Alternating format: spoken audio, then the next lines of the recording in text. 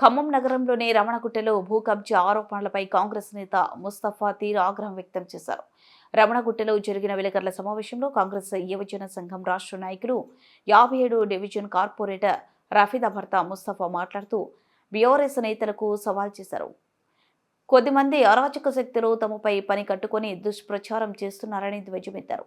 నిరాధారణ ఆరోపణలు చేసేవారు mega inch భూమిని ఆక్రమించుకున్నట్టు నిరూపిస్తే రాజకీయ సన్యాసానికి సిద్ధమవుతామని సవాల్ విసిరారు. జిల్లా మంత్రులను బదనాం చేసేందుకు తప్పుడు ప్రచారం చేస్తున్నారని మండిపడ్డారు. దొంగే దొంగ అన్నట్టు మతి భ్రమించి బీఆర్ఎస్ నేత చేస్తున్న ప్రచారమే దేనికి నిదర్శనమని ఆయన అభివర్ణించారు.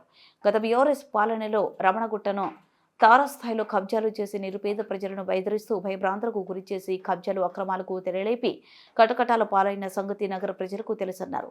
కాంగ్రెస్ పై తమపై తప్పుడు ప్రచారం చేస్తూ అభియోగాలు మోపితే రానున్న రోజుల్లో ప్రజలు తగిన బుద్ధి చెబుతారని హితవు పలికారు.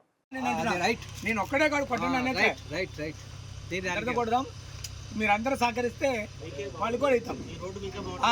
ఇప్పుడు ఇందులో 2-3 ఇల్లులు కొట్టేసినాం, వాళ్ళకి జాగా ఇచ్చినాం, వాళ్ళు కూడా కట్టుకోవాలి కదా.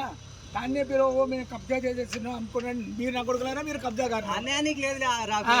నాకేం భయం లేదు, నేను దొంగతనం చేయలేదు కాబట్టి నేను భయపడాల్సిన అవసరం లేదు. నాకు కబ్జా అనేది లేదు, నా చరిత్ర లేదు. నేను 10 గజాలు అడుగుతున్నా. నా కొడుకులు 1000 గజాలు అంటారు, కానీ ఒక 10 గజాలు ఎక్కడైనా కబ్జా ఉంటే చూపట్టు. మొత్తం టౌన్ మొత్తం, ఈ డివిజన్ కాదు వదిలిపెట్టు, టౌన్ మొత్తం చూపట్టండి నా దగ్గర ఉన్న కబ్జాలు ఉన్నాయని. ఇవాళ కష్టపడేది రేపు నిలబడాలి. నేను ఒకటే నిలబడవని మాట కాదు ఇక్కడ. అదే కరెక్ట్ మాట. ఇక్కడ మాట చెప్పి తంగటం కాదు. నేను చెప్పేది కూడా అదే. అందరికి దమ్ము ఉండే చెయ్యను, పని చేస్తాను, ఇవాళ కష్టపడి చేస్తాను. అది ఇప్పుడు అందరికీ అందుకోసమే నేను చెప్పేది. ఎందుకంటే ఏదో కష్టపడ్డోడికి పక్క తప్పడం కాదు. నువ్వు అందరికీ న్యాయం చేస్తాను. నువ్వు ఒక్కరికే న్యాయం చేయట్లా, ఒకరికి అన్యాయం చేయట్లా, అందరికీ న్యాయం చేస్తాను. అది ఇప్పుడు ఎన్ని సంవత్సరాలు ఇబ్బంది పడుతున్నావు మాకు తెలుసు. ఇబ్బంది ఇలా మీరు ఇప్పుడు చూస్తున్నారు, కానీ ఈ రోడ్డు అయిపోయిన తర్వాత, డ్రైన్ అయిన తర్వాత చాలా అందంగా ఉంటది ఈ ఏరియా. అన్న చాలా అందంగా ఉంటది. నువ్వు ఎప్పుడో ఆ ప్రపోజల్ లో అయిపోవాలా. ఆ ప్రపోజల్ పై 10 సంవత్సరాలు ఎరికిపోయినావు. నీళ్ళ ట్యాంకులు పోలు కొట్టుకున్నావు, వాటర్ లైన్ ట్యూబ్ లైట్లు పగలు కొట్టుకున్నావు, అన్ని చేసినావు. నా నీళ్ళ ట్యాంక్ ఇచ్చినావు. నువ్వు కట్టిన నీళ్ళ ట్యాంక్ మేము పగలు కొట్టినావు. మీ చేతులారా పగలు కొట్టినావు. మీ చేతులు ఒప్పుకుంటారు. చేతులారా పగలు కొట్టుకున్నావు. రోడ్డు కోసం పగలు కొట్టుకున్నావు.